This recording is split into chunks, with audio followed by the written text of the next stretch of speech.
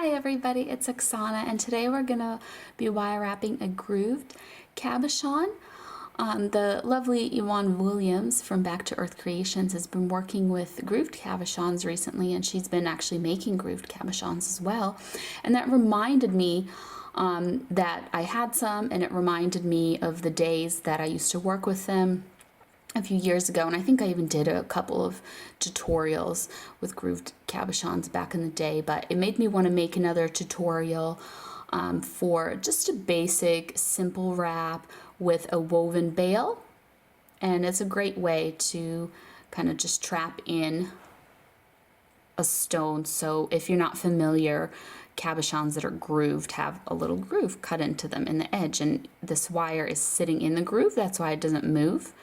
So if you like really designs where the wire doesn't cover the stone very much, it's almost just like a frame, and then here on the back the stone is exposed as well, then a great way to do that is with cabochons like these. So if you want to see how to make this pendant, just keep watching. I'm going to be using round wire for this video, so I'm using a 20 gauge round base wire. You only need one piece of it, and it doesn't need to be very long. Mine's about a little bit more than 10 inches, we'll say 11 inches. And then I have my cabochon, which is almost exactly an inch.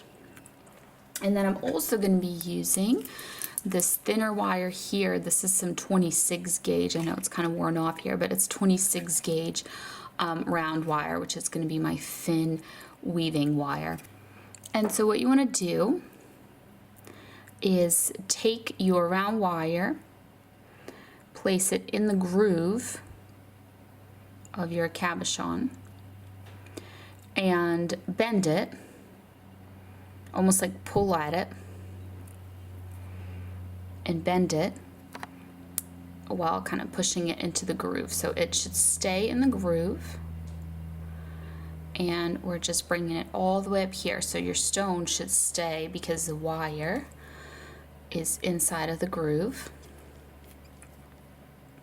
And then when you get to the top here, what you want to do is just very carefully with your pliers, just like a little bit at a time, to make sure that you bend it in such a way that these wires meet up like this. Oops, sorry, I hit my camera with my pliers there. So if they meet up together, then the stone should be secure. You want them to not leave any gaps. Like if you feel like the stone is not secure because the way in which these are meeting up is not tight enough, you can just go back in and just bend them like a little further back, like redo the bend, so that when they come together it's really tight, fit, tight squeeze. And then you also want to make sure, like I'm just turning mine a little bit to make sure it's at the top, so it's nicely centered. So then you can take your thinner wire. So I'm using 26 gauge wire here, and you can use 28 as well. So let me put that back in. And you want to temporarily, you can use a piece of tape, like painter's tape, if it's hard for you to hold it like this while you weave. After you weave for a little bit, it's going to be nice and secure and it'll be easy, but at first it's quite difficult. So you might want to use a little piece of painter's tape or something to hold all of this together. But we're just going to do a weave. I'm just doing a basic one, so I'm putting this through the middle. I'm wrapping once, I'm pushing this up. It makes like a little wrap around the bottom. Let me zoom in actually a little bit more. There we go. And now I'm doing that at the top. It's coming out the top, and then I'm putting it in the middle. So now we got two little wraps, one around the bottom, one around the top. And then I'm just going to bring it down across. So now it's around both and through the middle from back to front, around the bottom, bring it up. And I have another video of this, just the weaving portion. So If you're not very experienced with weaving, you might want to watch the video that just specifically focuses on this weave, because it goes very slowly and just repeats it a lot, so you can really get the hang of it. I'm just kind of pressing down on everything, trying to get it all nice and tight, making sure my stone is secure. So because we did that, it's now trapped in here. So now we can arrange these little wires here so they look a little nicer for our bale. Like this one has a little bend in it, so I'm just gonna straighten it up with my pliers. And I'm putting almost like a little curve in there. This is optional. You can just keep your wires completely together. But just for fun, I thought I'd show you a more separated type of bale. So this isn't just your typical weave like in the video where I'll link it below, where I just do the weave. So this one will be a little different because I'm doing the same weave, but I'm doing it over wires that are formed like this. And if you have trouble keeping the wires in this form, like maybe you're pulling too hard on your wire, on your thin weaving wire, and it's moving these out of place, you can try hammering them lightly just to give them a little bit more strength. But also just try to bend your weaving wire into place rather than pulling hard on it. And when you push on it, push it more this way to keep it tight, this way rather than keeping it, tight by pulling this way. Sorry, hope that makes sense. So I'm just continuing the pattern where I go once around the bottom, once around the top, and then down across both. So I'm just gonna do that, and I'll just speed up the video a little bit so it's not too boring.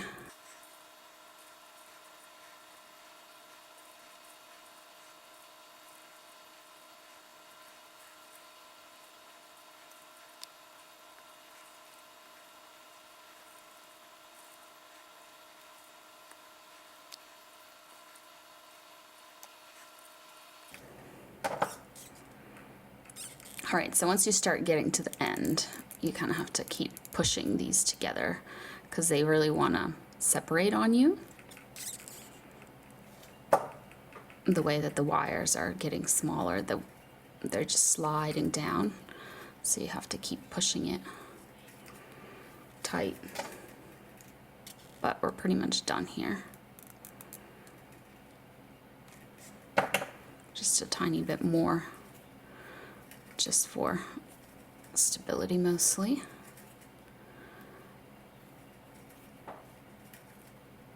All right. So now this weave should stay nicely. Just going over it. My pliers, pressing it together. And don't forget, we still have this tiny little wire here in the back, so we can just cut that really, really close. So the wire end is almost non-existent back there. So now we're just going to trim this wire as well, just here in the back.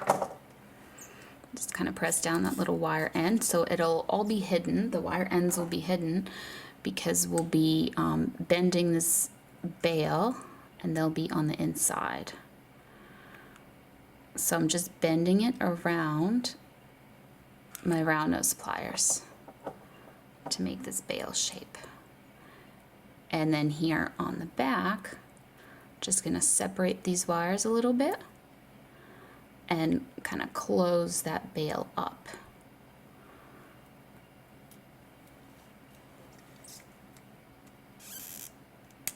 Like that. So now we just have these two little wires to fix. So I'm bringing one of them forward this way and then the other forward, and it's pointing in the other direction here. So you can get all kinds of fancy with these wires and do like lots of swirls and loops. You can weave around them. But I'm just gonna do something pretty basic here just to finish it off. So with this top wire, I'm just gonna trim it short. And then I'm gonna make a little swirl. So I'm just pinching the top of this little wire because that's how I like to make my swirls. You can do it however you prefer, but I like it when it's almost like the tip of the wire is flat because I find that it makes a tighter swirl for me. So I'm just going to press it down. So that's what that looks like. And then with this wire here, I'm going to make another swirl, but this time I'm just going to leave it like this. I'm going to hold it down and bring it to the back like that.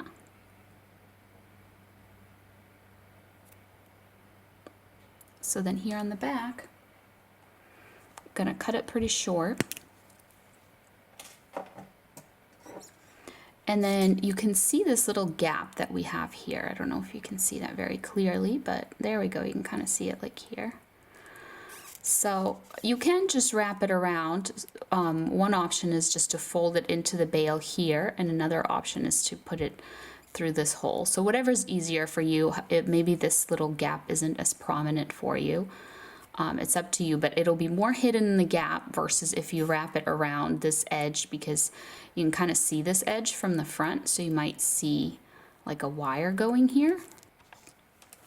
Now another thing I just want to point out to you, if your stone isn't feeling super secure, like if I push on mine, I can move it a little bit. It kind of slides. I think that's natural for certain shapes of stones that are more rounded. But one thing that you can do to try and tighten it, so we talked about this gap here, but also if you look closely, there's a tiny gap right there where these two wires come together. So if they didn't end up being super duper tight for you and there's a little gap, you can try to put the wire end of this through that gap as well. That's another option, and sometimes that can help tighten everything up because it kind of adds to the tightness of the wire going around the stone. So I'm trying to push mine through that little gap, and then the end of it, you can't even see it coming out because it's kind of hidden by all of this stuff here.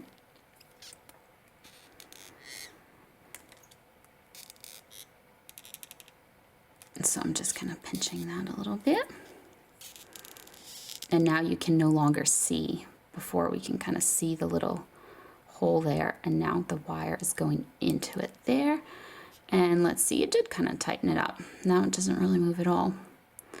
All right, so that is it. That is this simple grooved woven bale cabochon pendant. It's unisex as well, and from the back it's, you know, the stone is revealed. There's no wires there really. So that's it. I hope you enjoyed. Thank you so much for watching, and I'll see you next time. Bye.